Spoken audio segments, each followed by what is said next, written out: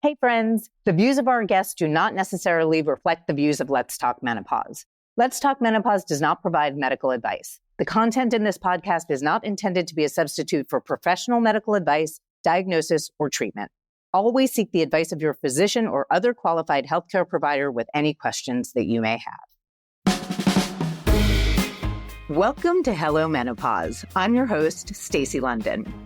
Hello Menopause is changing the conversation around menopause. In every episode, we explore the physical, emotional, and mental changes that women experience during this transformative stage in life.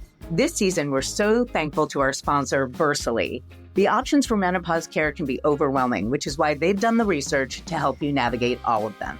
Versely is a one-stop shop for expert advice, curated products, and access to virtual care. It's where menopause makes sense. Visit Versely.com to learn more. We'd also like to thank Always Discreet for sponsoring this episode of Hello Menopause. My guest today is Julie Flakstad, host of the Midlife Truth Project, and a fearless advocate for changing the narrative around women's health. Julie's mission is clear: to ensure that women feel informed, empowered, and unapologetic about their experiences. We talk about how sharing our stories can be a form of healing, why menopause deserves a front row seat in the healthcare conversation, and how midlife can be the most powerful chapter yet. Please welcome Julie Flakstad to Hello Menopause. Julie, it is so great to have you on Hello Menopause. I feel like I know we know so many people in common, and we have been sort of, I don't know, like circling around each other, I don't know what the way sharks do or something. And they're trying to get you on this podcast and are very, very excited. So welcome. I'm excited to be here. The universe has aligned. Exactly. Because, I am so fascinated by your podcast. You're doing the Midlife Truth Project, and I'd love to know, what was the truth that you were looking for when you started it? I mean, did you think you would find a truth, or were you just trying to put information out that was true, right? Because now we have a lot of people who are fighting because you hear one thing on social and you hear another doctor say, that's not right. Things like that. No, I mean, look, there's always a backstory, right? And I think that's why these podcasts are interesting, right? Is because you get a little bit behind why things are and where we ended up here. And you've ended up where you are, and I've ended up as advocates, right? We have ended up here because of our own personal experience. And so I think I can't really even talk about the podcast unless I kind of talk about a little bit like how she came to be. And because, we've talked about this and I've heard you speak, and I think our stories are somewhat similar. I'm 54. I kind of started into this perimenopausal cycle when I was 46. So that was like 8 years ago. Nobody was talking about it. And so let's just say that my, settling into my late 40s was rocky at best. And it felt like there was just a flow of waves crashing over me, one after the other. I could barely come up for air. I was like tousled in an undercurrent. It was pretty terrible, right? And it wasn't just physical. Yes, I had insomnia. I had chronic UTIs. I mean, we all have different stories of how it hit us. But I didn't know what was going on. But for me, in addition to feeling like crap and feeling like I was going insane, I also was going through a bunch of other stuff. I think professionally in my late 40s, I was doing a lot of should have, would have, could have, because I felt like my career looked like an EKG instead of a hockey stick. And, I was taught like that. Yeah. So I was frustrated. I had shame around that. I was mourning the loss of a very close friend after a brutal journey with cancer. My marriage didn't feel quite right. And I think at the end of the day, what really was like the nail, or whatever, the hammer on the nail, whatever the expression is. The nail in the coffin. The nail in the coffin was that I felt lonely. I felt like I really started questioning who my real friends were and who I could be authentically me with. And I live in this kind of really sheltered little cute suburban town. And I had this movie-like dream that at 46, I was supposed to have this tribe of women gathered on my back porch every Thursday night to drink wine with. And I couldn't. I didn't know who I was supposed to talk to. So anyway, so all of that said, it took me 3 years to swim back to shore. I did. And when I got there, I was a little bit angry about why nobody had told me that this thing called midlife, not just menopause, including menopause, but this thing called midlife was coming. Why hadn't anybody told me? And so I embarked on kind of my year of 50, and I set out on a quest. It was very personal for me, and I called it the Midlife Truth Project. And I interviewed over 100 women and one-on-one, audio video interviews with women between the ages of 45 and 57 about what their experience was approaching and settling into midlife, physically, emotionally, spiritually, even financially. And what I found shocking is that, I was not alone. Everybody was experiencing some version of the same thing. And so I called it truth. I love that word because truth are things that we feel that we don't always share openly. And so I wanted to, from all of these interviews, I culled together kind of these, what I would call these midlife truths. And I wanted to figure out a way to amplify them so that in a really architected way, so that women could feel more supported and inspired and less alone as they approached and settled into midlife. Thus, the podcast series. It was very tight. It was a 10 episode. I mean, there's more to come, which we can talk about, but it was a 10 episode, really beginning, middle, and end audio journey with the goal of helping women feel less alone in this new chapter. I really do see the similarities in our stories. It's kind of funny. And particularly that kind of anger of not being told what midlife is, or that when you get there, you really have to reassess life on its own terms, that what experience you've had up until that point is not going to help you at that moment when you're experiencing or about to, move into midlife, 45 to 57, 45 to the 55, highest rate of decreased earning potential, depression, and divorce. And I think that there are very significant reasons for that we've never looked at. It's the lowest point of happiness for women. There's a reason why.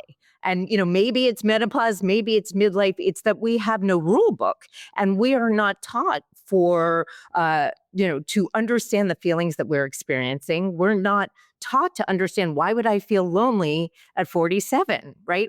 I went through this too. And it really was fascinating to me to find, when sort of coming out the other side of it, I do need fewer people. I need closer people, but I need fewer people. Not because I'm not willing to do the people pleasing and turning myself inside out the way that I did when I was young. It's sort of like the older you are, the fewer fucks given, or whatever, whatever it feels like. But you said, it was a very tight sort of narrative arc in the podcast.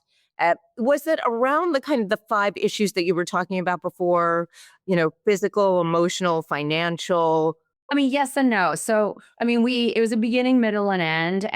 And, we started with, and what I'm so proud of is that each episode is where we hone in on a truth.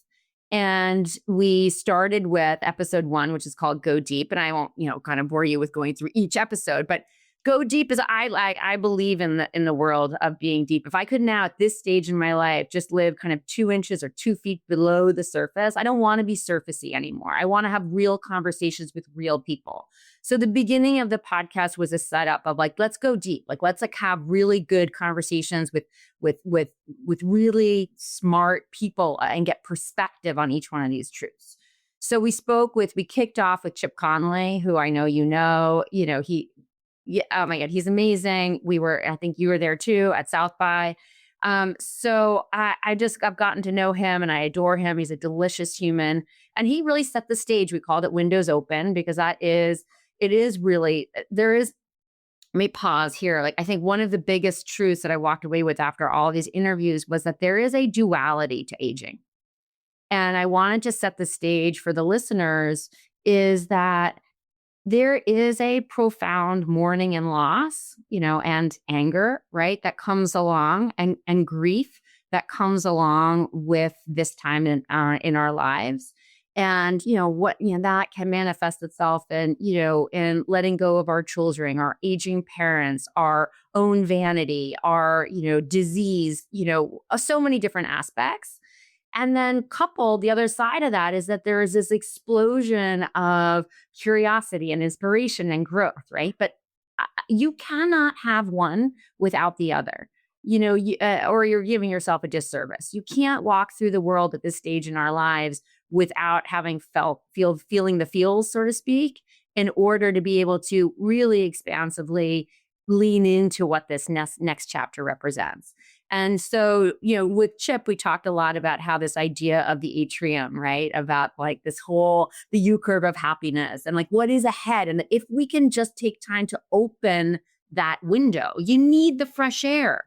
You need perspective. And one of the things I heard from so many of the women that I interviewed was that they've been moving so fast through life. I love the word episodic too. I think our lives as women, are episodic. Our 20s are marked by this, our 30s are marked by that. It's not until we end up in our 40s where we really need to take time to pause and evaluate, open the window.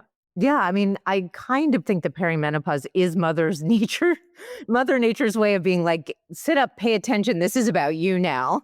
It's sort of this built-in reinforcement.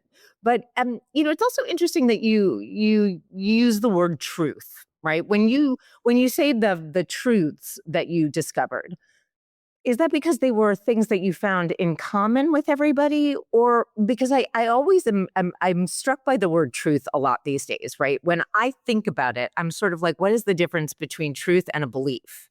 And a belief, right, is a thought that we've had over and over and over and over again that we then deem to be true because we've thought it so many times. Whereas like my aunt said when I was 5 years old, I couldn't wear green. And I internalized that, so I never try on green, right? That kind of idea is a belief, but it's not true.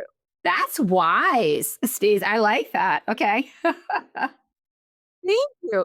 So I've been working on this, talking a lot about this with my co-host Clinton Kelly about just this idea about fashion, right? You can internalize things that actually don't belong to you, and you think that they're true when they're not. So when you use the word truth, I'm curious what that means for you when you came away from this 10-episode podcast. So intuitively, based on my own experience, I had, some hypothesis, about what I experienced, what I believe to be true. So when I say the word truth, I mean it is something that we feel inside ourselves. We may or may not be aware of it at first, but it's something that we don't necessarily always share openly with others. It is a truth inside us. That's how I have interpreted that word in this work that I have done. And so I have light and shadow. Yes, like to this truth, because it's sort of like what people can see and what people and the things that we don't tell people. Yeah. And I mean, oftentimes I've written, some things where I'll say my truth is X, but my deeper truth is Y. I think that there are layers of truth. I think that there are many women out there who, go through life at this stage very performatively. And it's fantastic. I've never been better. And I'm like best version of me. And I'm like, really? I'm like, but where is there no tinge of mourning and loss in there? Because I don't buy it. I come back to, you can't have one without the other, but in these collective truths. So I had a hypothesis, I interviewed all of these people, and what I took away were collective truths. So collective things that we feel, but don't often share with others. And it was things like, back to your first question, which is, well, what were some of those truths? And some of them were, I intuitively knew, but I didn't understand the expansiveness of it. So I'll give you an example.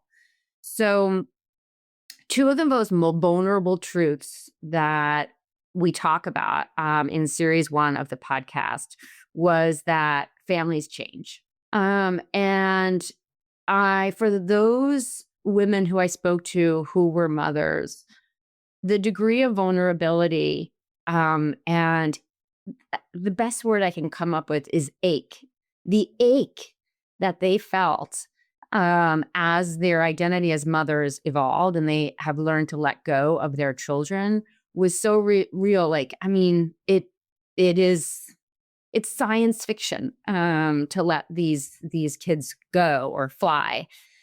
So that was really interesting to get color and texture around that. And I interviewed Kelly Corrigan, who is an amazing writer and a keen observer of just life and life stages.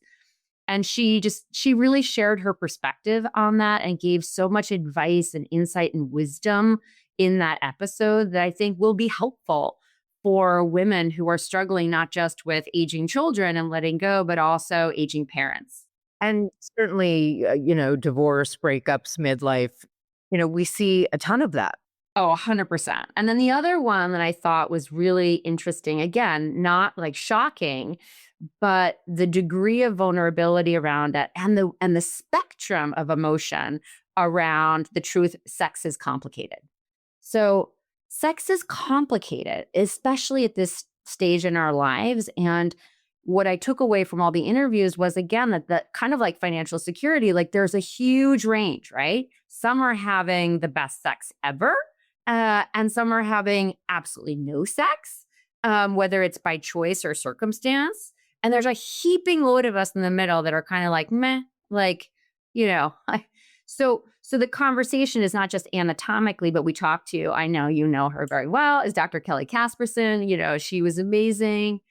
And we had a really amazing, again, deep conversation. We went right there about not just what is the biology of what's happening to us, but what is also the emotional side of the equation that I don't think we spend enough time talking about. I couldn't agree with you more. I was like, there are the physical symptoms and then there are the big feelings, right? That's what I call them. I'm like, little symptoms, big feelings. And one of the reasons that I was so frustrated, really, when I acquired a menopause company that was supposed to be like first line of defense, it was really skincare.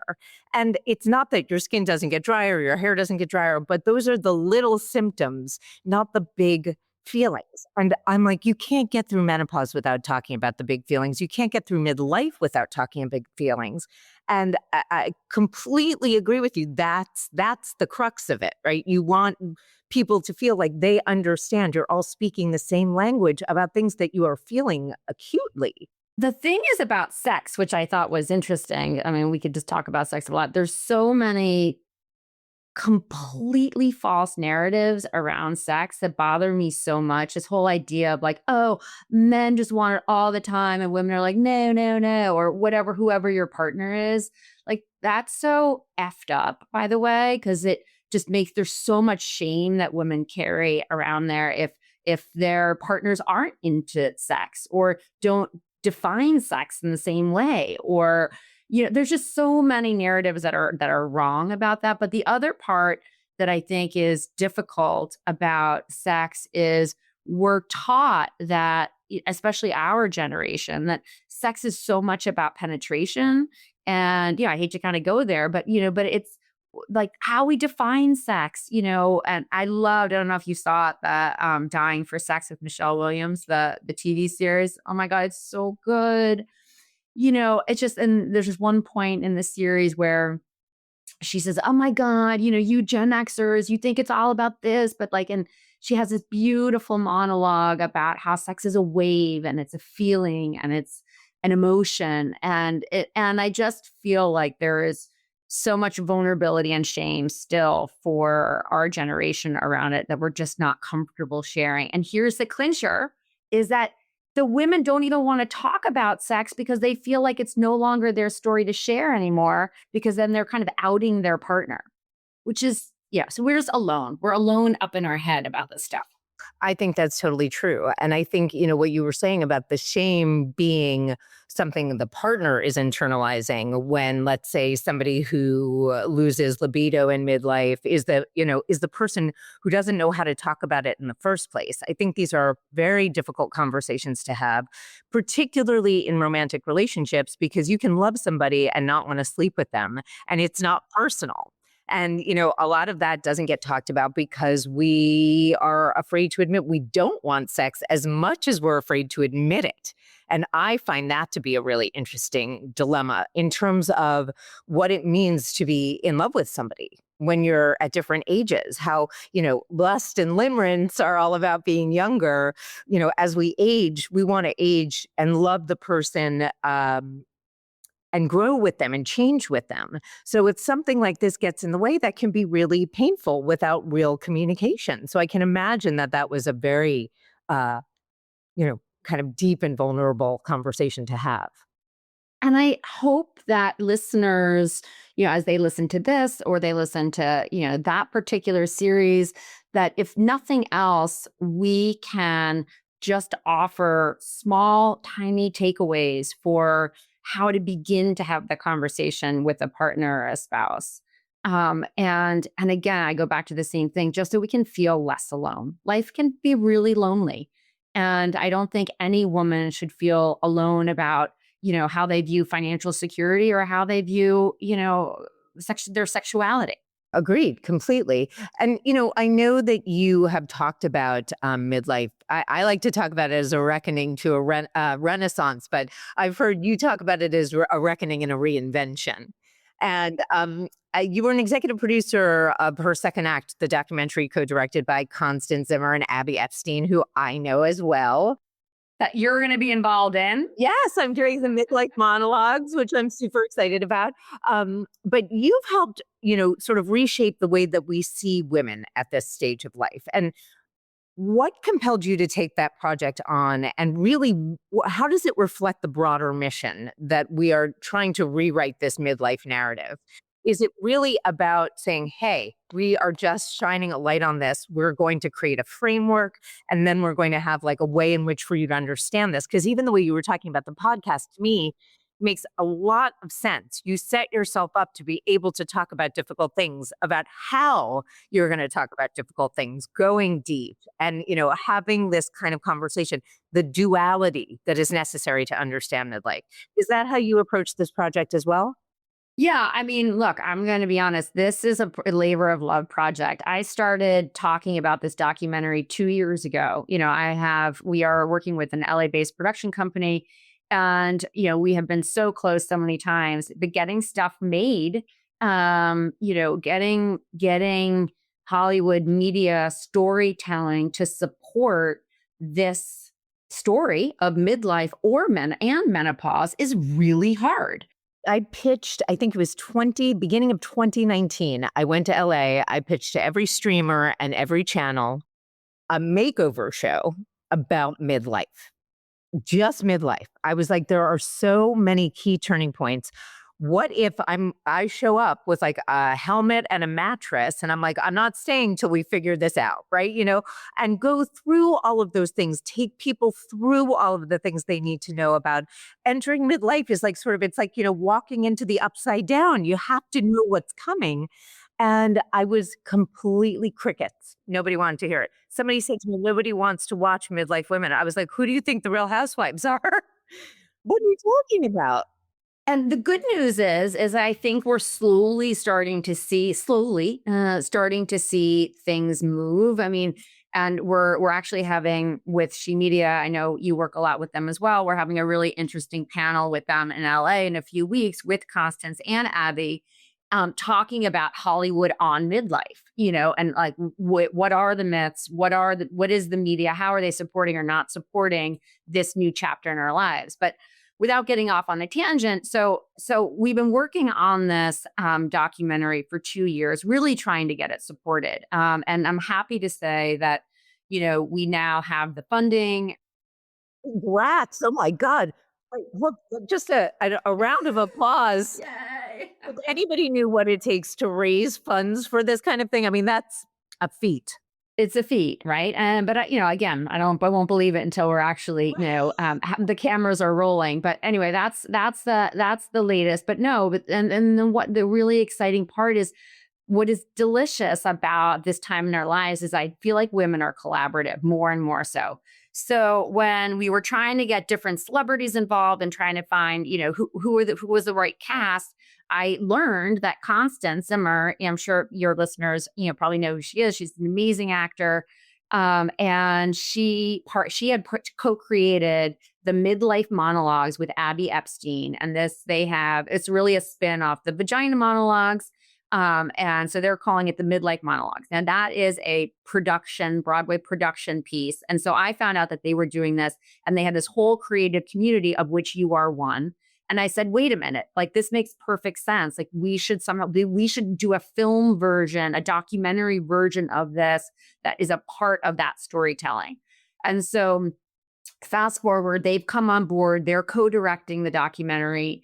And we're going to have a really kind of beautiful set of actors, thought leaders, CEOs, advocates that come together and really are telling the story of her second act and really explaining and showing the duality of aging, with the goal of rewriting that narrative. Like this is what the second act looked like, not what we were told, not the Golden Girls, but like what you see in front of you.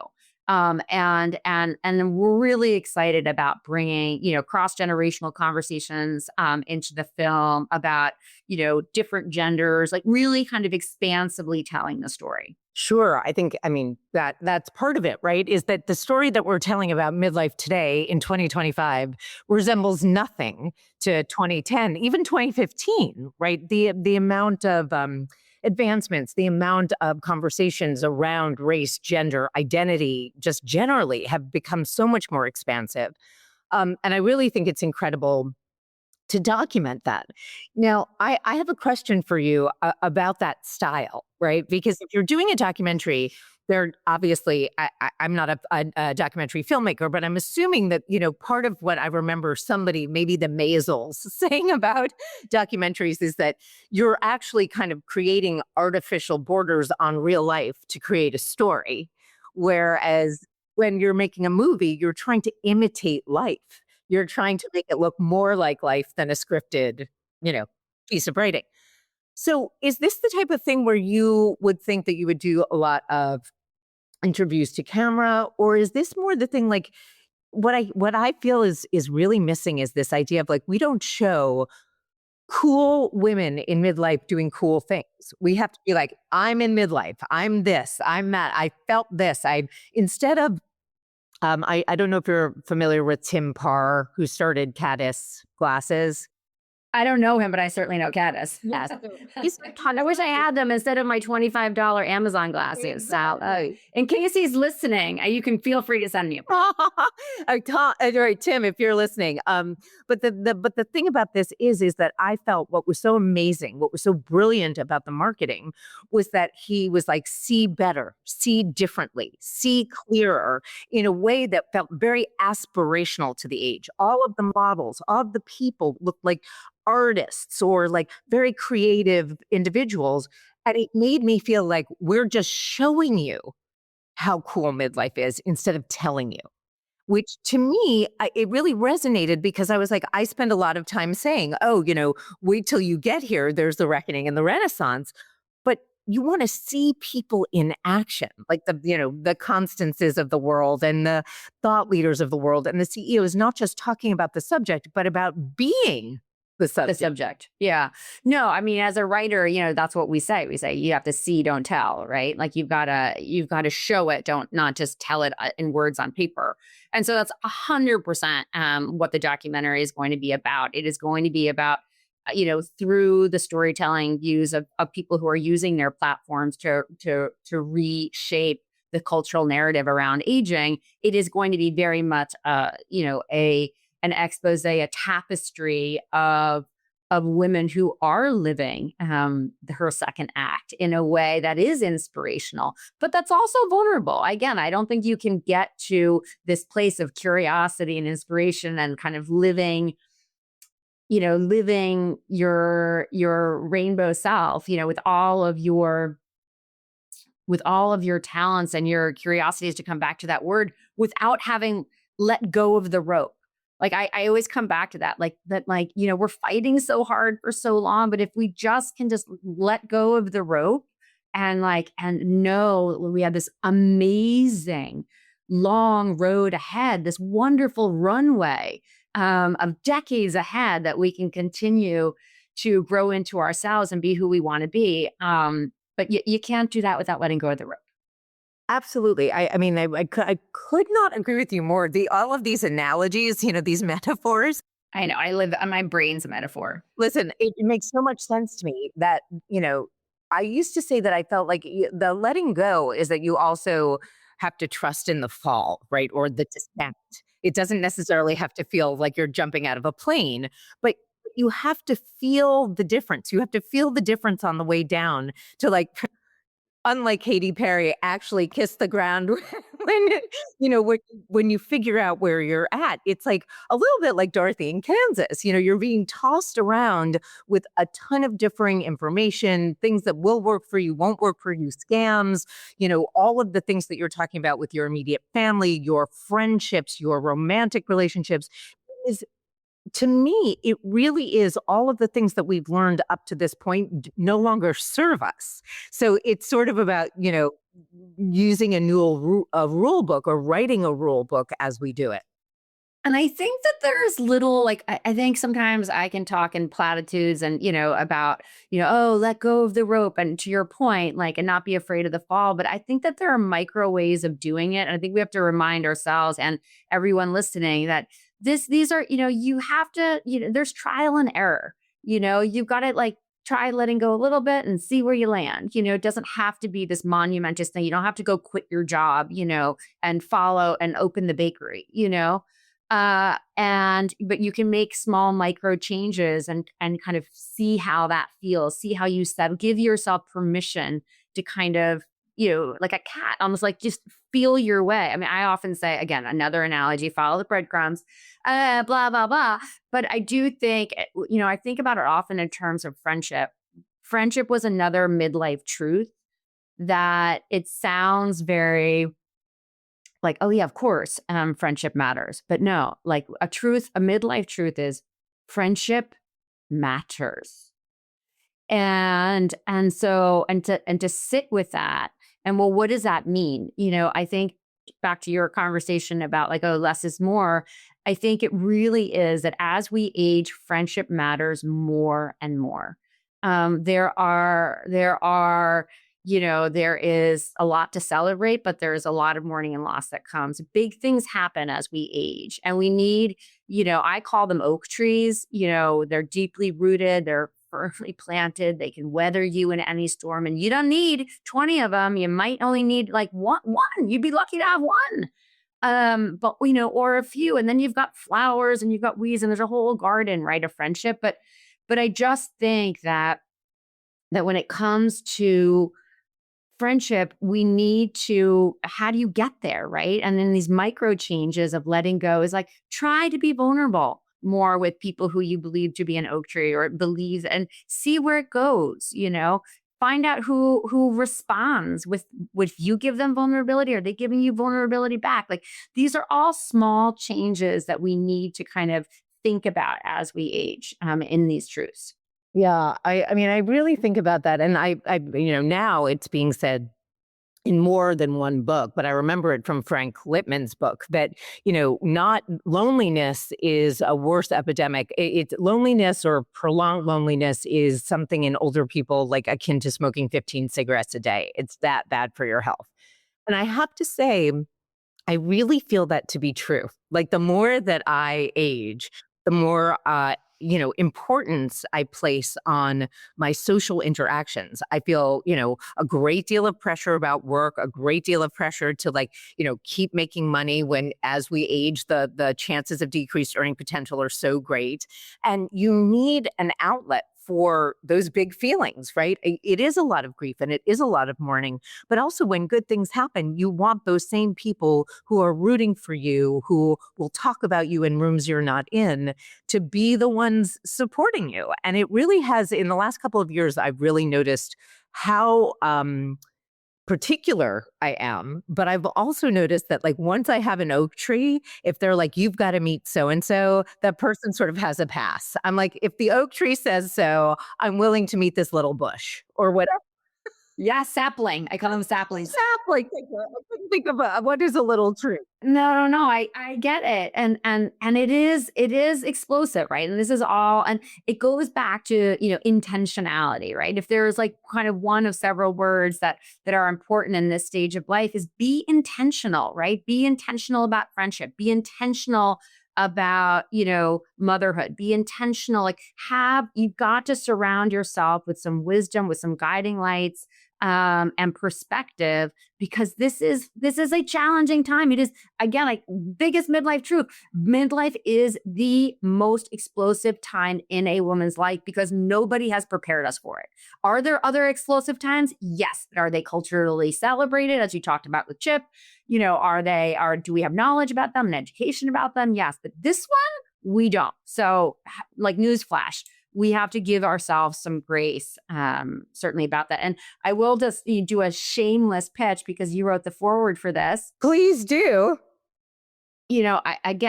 Everything I'm leaning into right now as a result of the work around the Midlife Truth Project is around trying to amplify female stories, trying to amplify what the truth is around aging and midlife. And so whether it's the podcast, which we're going to launch season 2 under a different, very limited series umbrella, again, a set of conversations with Congratulations. Thanks. I'm excited about it. Will we be able to get that wherever we get our podcast? Yes, 100% on all platforms.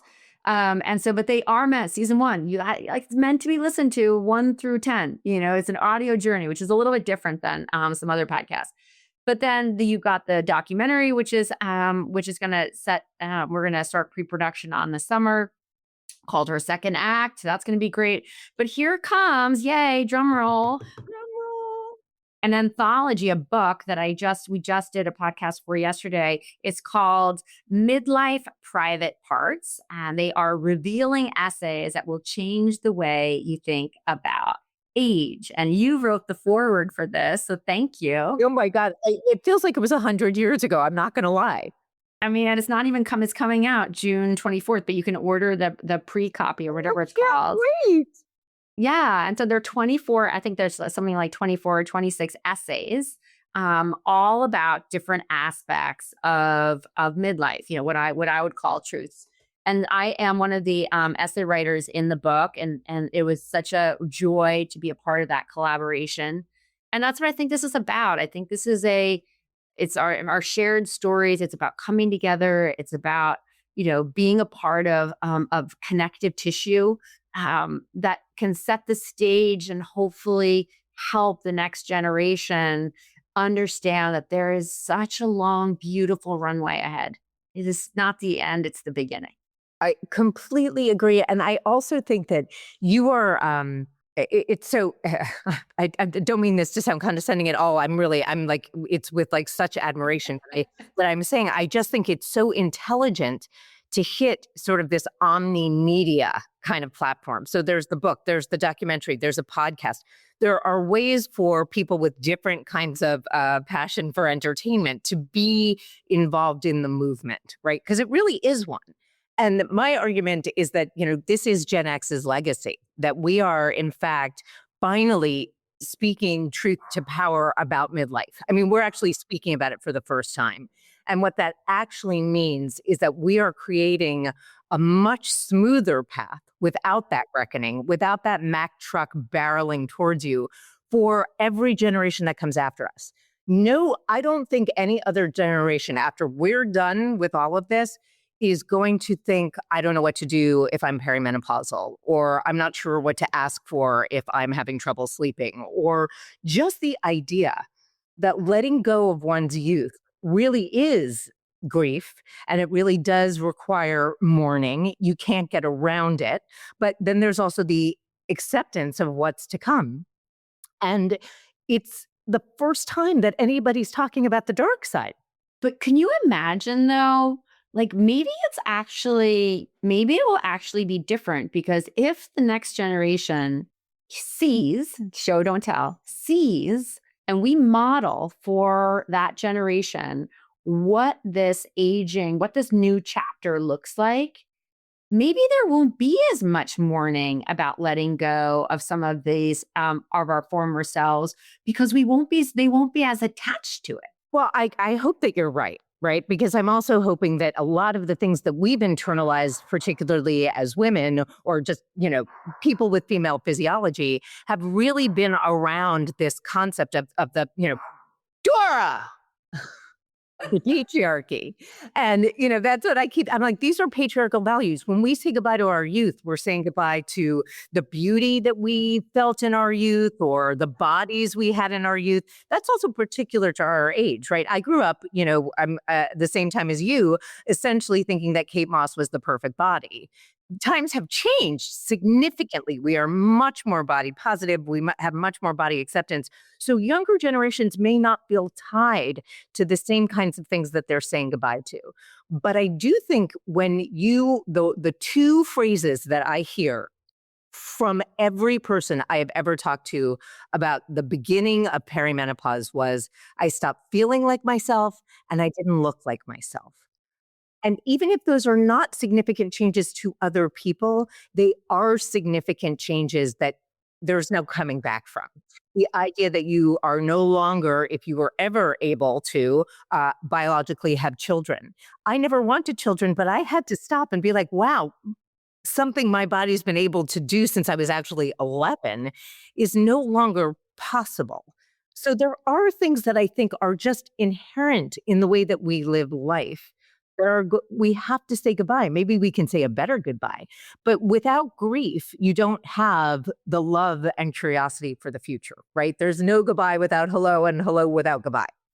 100% back to duality. I 100%. And there's duality in each one of the truths that, we uncover through the Midlife Truth Project. There is a duality in motherhood. There is a duality in sexuality. There's a duality in planning ahead for financial security. Like there is duality, and it's about us being comfortable enough within our own skin to kind of look at both sides. And as a humankind, God, what a gift to give to the next generation is to show them and model for them that the two things can be true at the same time. Actually, more than two things can be true, right? I mean, that's what's so amazing about all of this. I think, obviously, to put things in terms where they're concrete and people can understand, it's a duality. It's also a multiplicity, right? And this idea that I always thought it was funny when people would ask me about work-life balance. I'm like, it's like you're saying the only two things are like work and like recreation. I always think of it as harmony. How am I living in harmony with all of these different kind of notes and lines in the music? One thing I just have to laugh at, I'm sorry to interrupt, but I have to laugh at is because I was, my daughter is 17 and so I came home yesterday with the book and I was like, oh my God, Hannah, look, I was like all jazzy hands. And she was like, wait, what? So she's like, wait, when did you do that? And I was like, oh, in the middle of, like that hat and this hat, we all wear these different hats and all that stuff. But it struck me the most when I realized I was updating my bio for some sort of, speaker thing. And I realized I added like the word, like I started like, I feel like every 6 months I'm adding a new title to the bio. And I sat with that and I was like, is that embarrassing or amazing? That like, I'm a producer now. I am a speaker, writer, producer, banker, mother. I think, again, I go back to modeling to our friends, to our family, to the younger generation, and also to the upper generation, and saying like, we are modeling what this act looks like and hear us roar. It is fantastic. It's so exciting. I mean, and the way you talk about it, I think, is so grounded, right? It's both enthusiasm and realism about what this experience is like, which I think a lot of people are trying to describe, and a lot of people are finally becoming interested in. I started talking about menopause it really seriously at the end of 2017, right? And so think about that. That's like, I don't even know 8 years ago. And nobody was talking about menopause. People told me I was going to commit career suicide if I talked about menopause because fashion was so much sexier. And I was like, actually, they're all part of the same thing, right? It's the things that we don't talk about, the things that we keep in the dark that, it's like the monster under the bed. If you have a flashlight, you realize they're dust bunnies. And it doesn't mean they're not difficult or you may be allergic to dust or whatever it is, but at least you're realistic about what the challenge is that's facing you. And we are shining a light, I think, on the areas of midlife that have not been really vocally or, written about or expressed so clearly ever. Yeah, I read, one of the things I read about you somewhere was that you love to talk about things that people don't like to talk about. I do. And that struck me because I so believe in that, because my dad always taught me, like, if you have a question, dollars to donuts, somebody else has a question that has the same question. Well, your dad is, I didn't know that, right? I thought I was the only one. And like dollars to donuts, there's a billion of us. There's so many, right? And so I do sometimes like go on a little hunt, and maybe people think I take up too much space because of it, but I am kind of like a probing, curious individual. And so when when they said to you that you are crazy committing career suicide, talking about menopause, I'm kind of now enjoying ripping the Band-Aid off of other topics. Like like I said, in a very kind of vanilla suburb. And, I think it's really fascinating when I all of a sudden out of nowhere would be like, so do you masturbate? And people are like, what? What are you talking about? Almost, you can get sex toys, but on subscription now. So, those are the things I completely agree. And for me, one of the things that I felt so strongly to talk about is death. And everybody was like, oh, great. Now you've gone from like gross to morbid. And I was like, no, it's that my entry into midlife made me change my lens and perspective about my health. And really that changed everything, right? It's no longer, oh my God, I ate a cupcake. I've got to go to the gym and run for 8 miles until I take those calories off. I go to the gym because I want to be able to walk when I'm 85. I go to the gym because I want to be able to take care of myself and live in my own house. I don't want to go to a retirement community or a nursing home. I want to be able to take care of myself. And, the key word for me for 2025 was community, because I also believe in a lot of ways we're going to need small groups of people that are not like the grassroots or the online masses and thousands of people, but your neighbors, your close friends and neighbors who can help you take care of yourself, watch your kids, do the things that we did in sort of smaller, even agrarian societies. I think we're going to need that. The more we start to see technology move faster than we're able to keep up, we have to relate to each other in some way that feels human.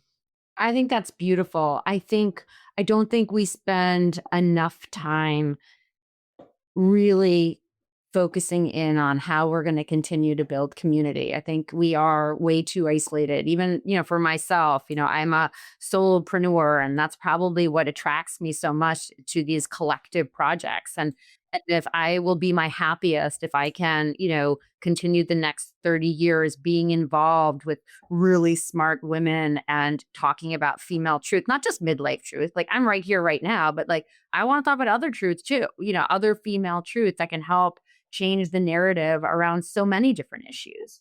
And being in a collective, I really do want to end up on some sort of kibbutz somewhere. I want to end up on Chip Conley's freaking Modern Elder Club. I said, when are you starting to build condos? I'm in, sign me up. Exactly. And so, yeah, I just think that community, I think it's a great word. And we have to figure out what we're going to do to create more of it within our tiny little micro world and at large. Micro and macro, agreed. It was really interesting. I was at TED and somebody was talking about parenting skills and how people have gotten worse at parenting because we stopped trusting our neighbors. Sometime in the 70s or 80s, do you know where your kids are, right? And kids were being like abducted, and there were more serial killers that we knew about, all of that stuff. But we stopped trusting our neighbors. We didn't let kids play ball outside anymore. And there's something about that one that becomes sort of helicopter parenting, and it doesn't allow children to kind of express or learn independence in sort of a natural way. But even more important to me was this idea that there should be communities where you do feel safe, where you do know everybody on your block, where everybody's sort of looking out for each other. And, we have been so divided by so many things in the last couple of decades about, race and politics and you name it, sexual orientation, gender.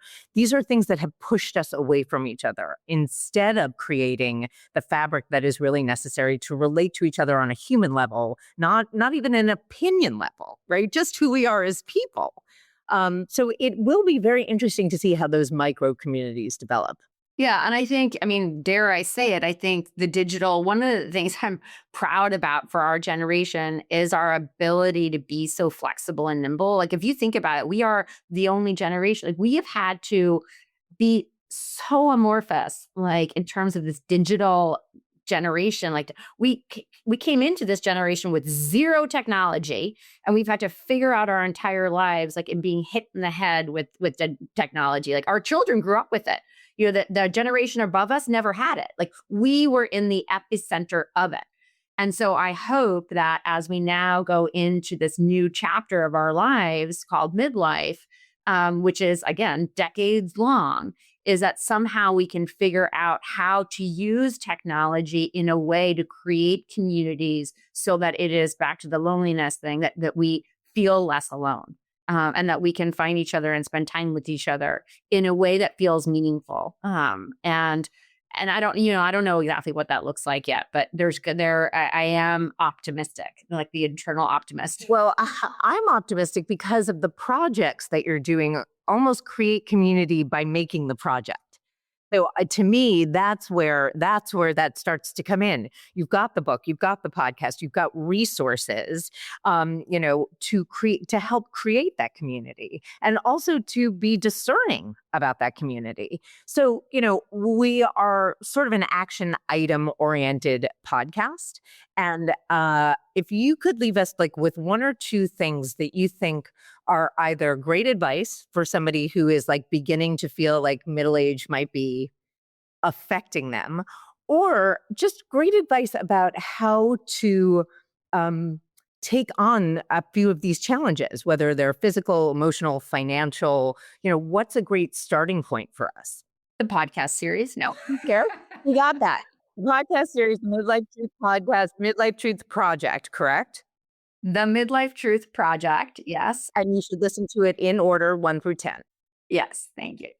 But I think outside of that, I think one simple piece of advice would be to set intention across any aspect of your life, whether it be friendship. I'm going to call that friend. Like, she is an oak tree. So when it comes to being intentional about, I'm going to spend more time with that person who is so meaningful to me, whether it be on the phone or go take a plane or go have lunch. Go be intentional with one's time. So intentionality about, I really am so happy when I do this. Go spend more time doing that. Good things will come. So I think intentionality, as simple and as cliche as it sounds, I think it's really important as we age.